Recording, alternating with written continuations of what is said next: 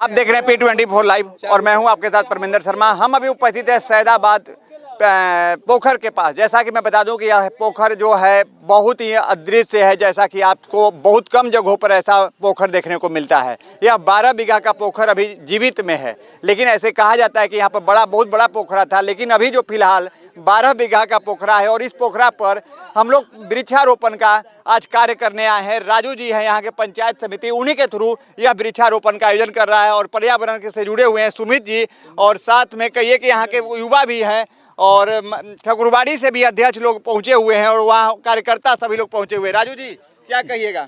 सबसे पहले तो आपका नमस्कार। और हम लोग का गांव में वृक्षारोपण जो हो रहा है, जो कि बहुत बढ़िया कार्य है, ये पर्यावरण के लिए बहुत फायदेमंद है। जो कि पेड़ के धीरे धीरे घट रहा है, पेड़ जो घट रहा है, हम लोग इसको आगे बढ़ाने का कोशिश कर रहे हैं। हमारे भैया जो हैं, इनके सहयोग से, आपके सहयोग से जो है कि हमारे गांव में वृक्षारोपण का आज प्रोग्राम किया गया है, जो कि सारे नौजवान साथी हमारे गाँव घर के समाज के सभी लोग हैं। चलिए, क्या युवा हैं और क्या कहिएगा? वृक्षारोपण वार्डर हैं। वृक्षारोपण के प्रति तो सबको जागरूक करना हमारा कर्तव्य भी बनता है और कार्य भी बनता है। और बहुत अच्छा लगा कि राजू जी पंचायत समिति के द्वारा हमारे गांव में वृक्षारोपण का कार्य संपन्न किया जा रहा है। इसके प्रति लोगों को जागरूकता फैलाने के लिए और लोगों से अनुरोध है कि हर घर से एक वृक्षारोपण के लिए एक आदमी एक वृक्ष लगाए। धन्यवाद। क्या इसको सुरक्षित भी करेंगे या फिर आज रोप कर भूल जाएंगे? नहीं, इसको सुरक्षित करना हमारा दायित्व है, जो कि अभी हम लोग शपथ लिए हैं।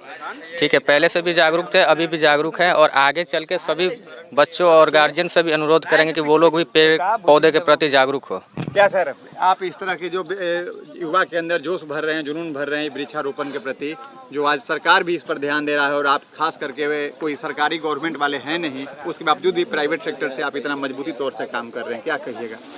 सबसे पहले तो आपको नमस्कार, आपके चैनल के जितने भी दर्शक हैं उनको भी नमस्कार।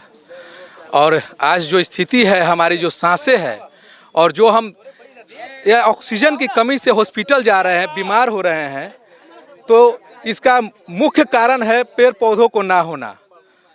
तो हम क्यों ना पेड़ पौधों को डॉक्टर मानते हुए अपने स्वास्थ्य के लिए भी हम वृक्षारोपण करें, पेड़ पौधा लगाएं। जिस तरह से पेड़ों की कटाई हो गई है, जिस तरह से जंगल की समाप्ति हो गई है, हमारी जो शुद्ध हवाएं हैं वो दूषित हो गई है, उसको रोकना होगा।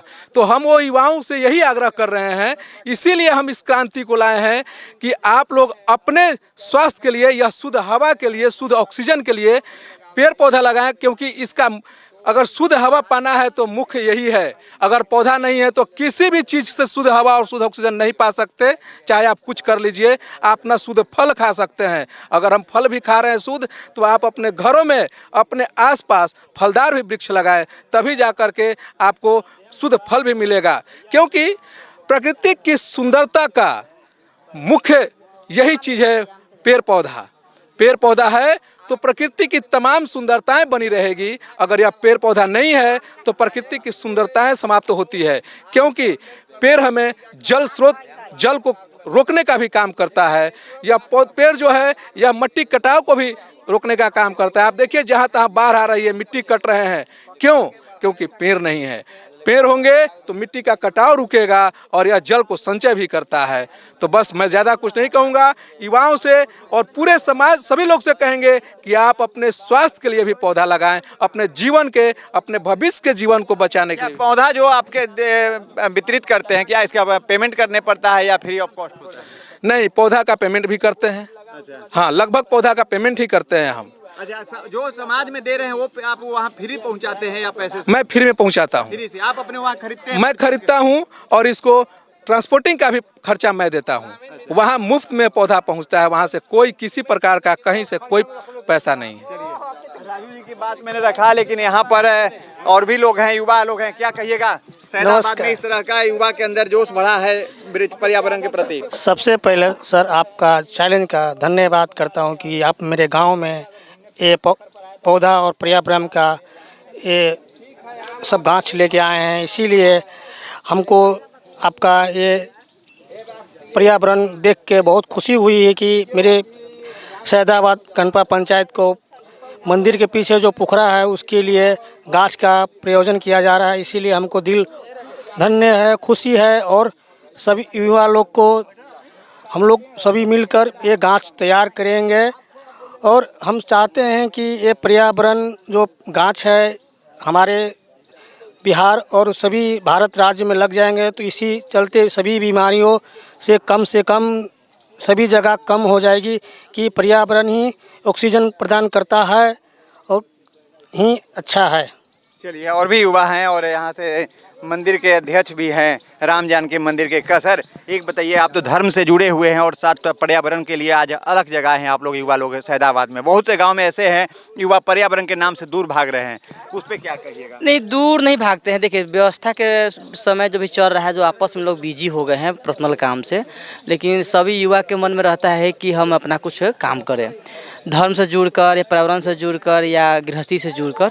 और सबसे बड़ा धन्यवाद आप लोग का, जो आप लोग दूसरे गांव से हमारे सैदाबाद गांव में आए। ठाकुरबाड़ी नज़दीक में ठाकुरबाड़ी है, यहाँ पे देख लीजिए हमारे जो पूर्वज से जो दिया हुआ है धरोहर है, हम लोग उसमें अध्यक्ष पूरा गांव है। सैदाबाद और अमीराबाद के सहयोग से ही ये ठाकुरबाड़ी चलता है और सैदाबाद और अमीराबाद का ही ये पोखरा लोग आते हैं।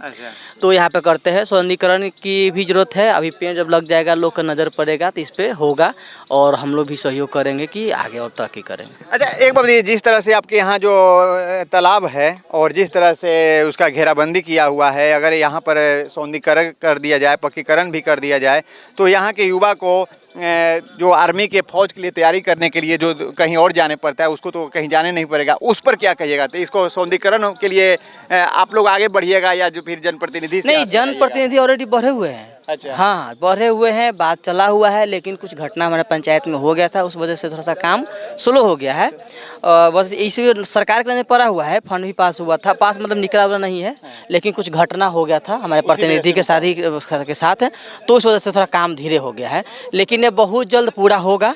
और हमारे भी जो मुखिया पति भी हैं, उनसे भी कुछ दिन पहले बात हुआ था, तो उन्होंने बोला था कि करवाएंगे और ये बहुत ज़रूरी है। जब सौंदर्यीकरण, ये तो गवर्नमेंट का है निकला हुआ स्कीम, हर एक नदी तालाब जो ढूंढ के उसको सौंदर्यीकरण किया जा रहा है। हम अपने रिलेटिव में जहाँ भी जाते हैं वहाँ भी देखते हैं कि सभी जगह मतलब कि कुर्सी लगा रहता है, लाइट लगा रहता है, बिक्स भी लगा हुआ रहता है, वो होगा। लेकिन थोड़ा सा है कि अभी जो जिस स्थिति में अभी 2 साल पहले ही उड़ाही हुआ था, पोखरा का पूरा उड़ाही हुआ था और ही बहुत छोटा दिखता था। उड़ाही करवा के वो मुखिया पति ही करवाए थे और हमारे समिति लोग थे, वार्ड लोग थे, प्रतिनिधि इसमें लगे हुए, वो काम आगे होगा। क्या कहिएगा सर? युवा जिस तरह से यहाँ पर बहुत सी जगह पे देखा है मैंने कि वृक्ष मिल जाते हैं लेकिन उसको संरक्षण नहीं कर पाते हैं, रोप तो देते हैं लेकिन उसको जीवित नहीं रख पाते हैं। क्या आप लोग उस पर कदम बढ़ाइएगा या फिर रोप कर भूल जाइएगा? आप लोग और गांव वाले से हम यही कहेंगे कि जो यहाँ वृक्ष रोपण आज हो रहा है, कम से कम होगा, उसको संभालने के लिए तो गाँव का ही जिम्मेवारी है, क्योंकि हर साल लगता है और दिखने को नहीं मिलता है। हर साल लगता है और दिखने को नहीं मिलता है। यही हम कहेंगे गांव से कि मतलब इसको आप लोग बचाइए, ताकि बचाइएगा तो आप लोग कहीं इसी पर्यावरण में चेंजिंग आएगा।